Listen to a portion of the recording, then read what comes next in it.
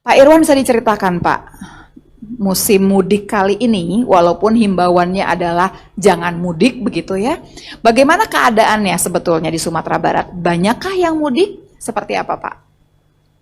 Jadi Ibu Dokter Lula nih, Mbak Lula, saya sampaikan begini, di Sumatera Barat kita tanggal 31 Maret ya 31 Maret itu sudah melakukan pembatasan selektif terhadap para perantau dari luar Sumatera Barat. Dan pada tanggal 31 Maret itu kita sudah meletakkan posko-posko didukung oleh Polri dan TNI di 9 perbatasan darat dan 1 di airport BIM dan 1 di laut ya. Dan kemudian itu berjalan, tapi pada waktu itu karena kita tidak ada payung hukum baik PSBB ataupun Permen Hub 25, kita hanya melakukan pengecekan dan pencatatan nama-nama yang datang, kemudian disuruh mereka isolasi mandiri. Dan itu berlangsung, jumlahnya setelah kita itu memang ada pengaruh juga dibandingkan yang tahun-tahun sebelumnya, sampai kepada 22 April. 22 April ini kita mulai PSBB. Baik. Jadi itu ada 109.204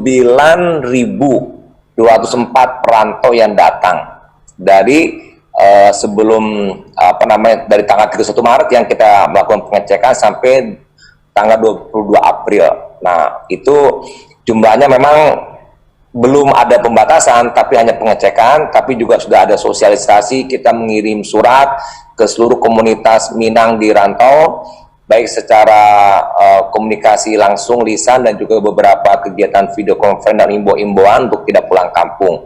Nah, itu juga cukup efektif, walaupun tidak begitu banyak yang pulang ya.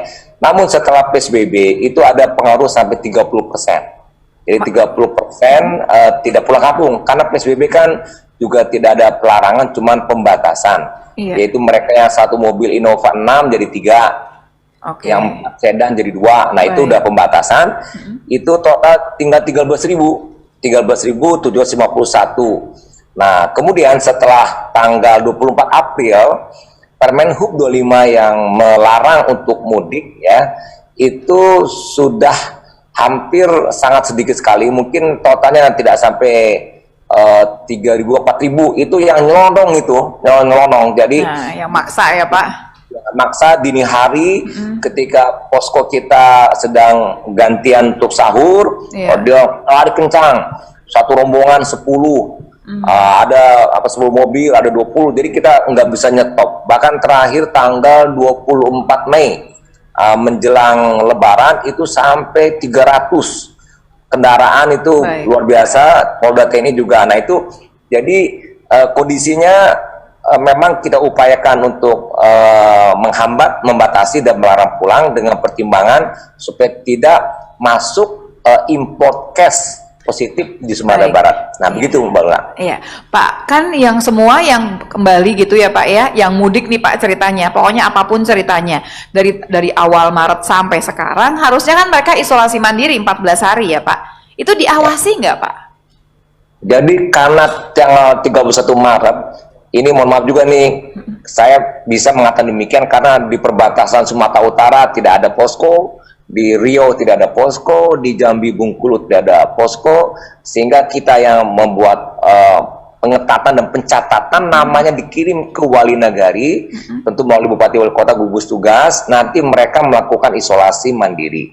Tapi kita juga menyiapkan beberapa karantina dari Pemda, baik provinsi, kota, kabupaten, mereka itu untuk masuk ke karantina ODP yang kita sebutkan karena dia datang dari daerah terjangkit. Jadi daerah terjangkit kita masukkan ke karantina kita, namanya karantina untuk ODP. Kalau mereka bisa mandiri, dimandirikan dan dibantu oleh wali negarinya. Kalau dia tidak mampu, tidak bisa karena situasi tempat dan sebagainya, bisa ke tempat kita. Itu gratis, dia makan segala macam. Nah, karena kita punya kekuatan lab dari FK Unan untuk swab PCR, itu hari pertama periksa, paling lama hari ketiga dia sudah ketahuan negatif positif. Kalau negatif dia pulang, udah bisa langsung pulang kampung atau ke rumah ke keluarganya. Kalau positif Kalau ringan, kita juga punya karantina COVID ringan, dan juga kemudian kalau dia sedang berat, kita ada rumah sakit khusus COVID, dan juga ada rumah sakit rujukan COVID. Jadi kita sudah siapkan semua. Gitu. Baik Pak, sejauh itu banyak nggak Pak yang positif Pak?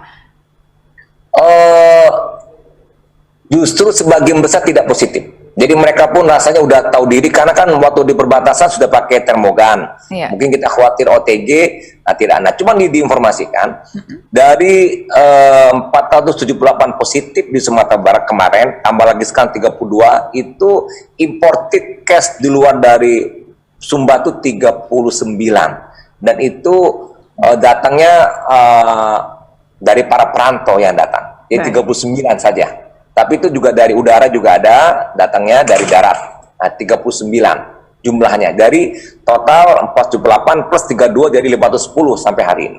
Baik, yang penting kan Pak, walau apapun ceritanya, mereka ini ketahuan ada di mana, supaya kemudian tidak menularkan ke sekitarnya. Jangan sampai kan kemudian imported case ini kemudian melebar kemana-mana gitu, menularkan semua orang.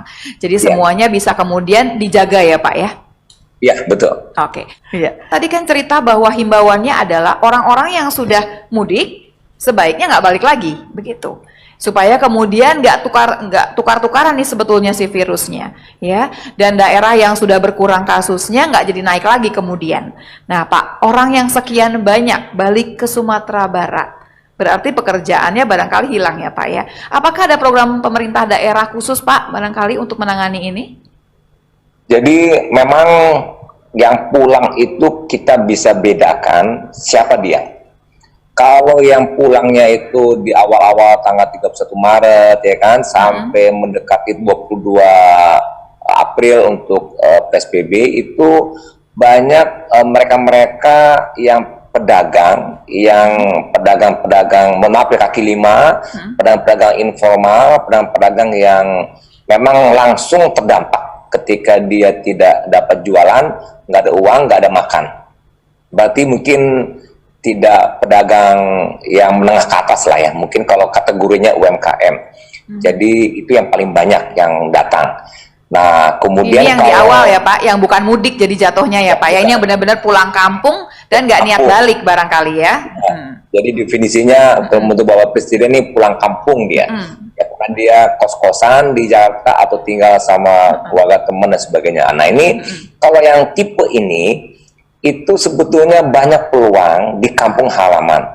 Beternak, ya bertani, berkebun, ada ikan, karena di Sumatera Barat itu daerah agraris, 23,8% itu PDRB-nya dari pertanian, sektor kerjanya itu hampir 50% didominasi oleh sektor pertanian. Jadi kegiatan bisnisnya memang banyak di pertanian. Nah, industri tidak ada di Sumatera Barat. Beda dengan di Jawa, di Sumatera Utara kita nggak ada industri. Apalagi industri padat karya sekarang tidak ada di Sumatera Barat. Ya, ada pun industri, home industri, nah itu pun bisa masuk dia. Saudara kita yang pulang ini masuk ke home industri di keluarga dia. Tapi karena secara umum industri ini juga sedang melambat, tentu juga kurang banyak daya tampung. Tapi kalau di pertanian, peternakan, perkebunan, perikanan itu luar biasa. Kita masih butuh makan minum tiap hari. Nah, saya menghimbau untuk situ karena dia kan langsung pulang kampung. Kampung udah terpapar, di rumah dia ada karangan untuk ladang, untuk kebun dan sebagainya. Nah, itu bisa. Jadi pemerintah juga udah siap nih ya Pak ya, pemerintah daerah ya, bahwa mereka akan diberikan insentif lah gimana caranya dibantu untuk kemudian memulai pekerjaan lagi. Itu yang sampai 22 April. Nah, yang setelah 22 April sampai ke sini Pak, sampai 24 Mei kemarin, berarti kan mereka nih yang agak-agak mudik mau lebaran ya Pak. Niatnya barangkali kembali lagi nih Pak ya ke kota besar. Nah, itu bagaimana tuh Pak?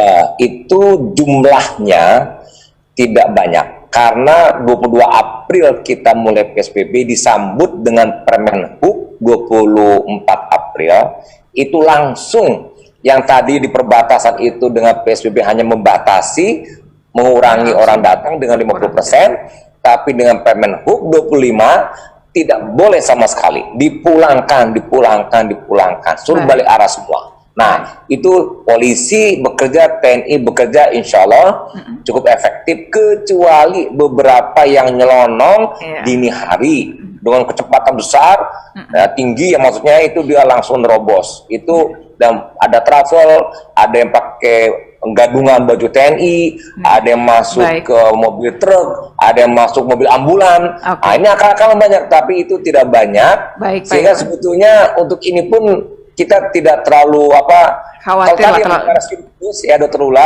Ya. stimulus ekonomi itu kepada UMKM yang ada di Sumatera Barat. Nah, itu yang kita lakukan. Baik. Tapi bagi datang tidak gitu.